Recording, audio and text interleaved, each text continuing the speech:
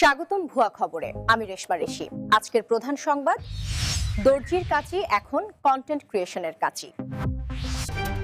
আব্দুল, সাতকুর্শি গ্রামের দর্জি, সম্প্রতি সেলাই মেশিন রেখে হাতে তুলে নিয়েছেন মোবাইল ফোন। তার দাবি, এখন তিনি দর্জি নন, ডিজিটাল দর্জি। তবে কন্টেন্ট বানাতে গিয়েই ঘটেছে জামা বিপর্যয়। মামা, আমি তো ফুল হাতা জামা চাইছিলাম, এটা কি বানাইলেন? হাঁটুর উপরেই শেষ। ভাগ্নে, তুমি বুঝেন নাই, এটা স্মার্ট জামা 2.0। ও, শীতে নিজে ছোট হয়, গরমে আবার লম্বা হয়। তাহলে এখন আমি গরমে জামা পরবো না প্যান্ট পরবো? দুটোই সিজনেই এমন মাল্টি ইউজ দরকার ভাগন।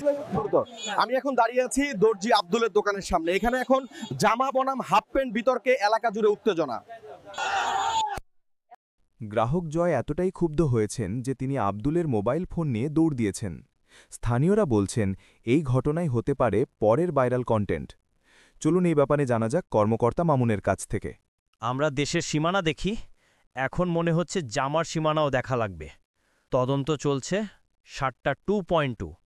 না, আব্দুলের গাফেলতি। এই ঘটনার পর দর্জি আব্দুল জানিয়েছেন তিনি থামবেন না। তার নতুন সিরিজ শীঘ্রই আসছে, টেলার টু ডিরেক্টর, যেখানে সাবস্ক্রাইব বাটনটি শার্টের পকেটে থাকবে।